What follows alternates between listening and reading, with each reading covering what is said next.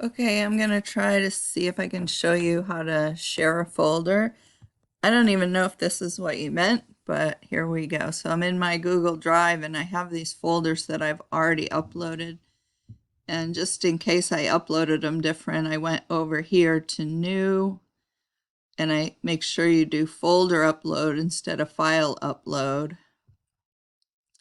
Then I'm gonna pick a folder off of my desktop. Here's one. Upload the whole folder.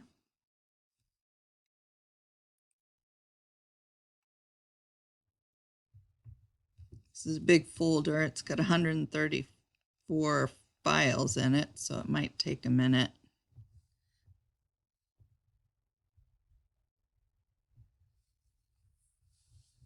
Oh, it says 3 minutes left, so maybe I'll see if I can pause the video and come back when it's done loading.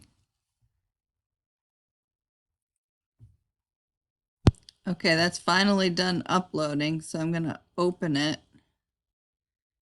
And here's all the files. And I just click there where it says grade 7, the folder I just uploaded, and I come here to share. So I don't know if there's a difference between how you loaded it, like if you loaded it file by file and then made a folder, or if you uploaded the whole folder first.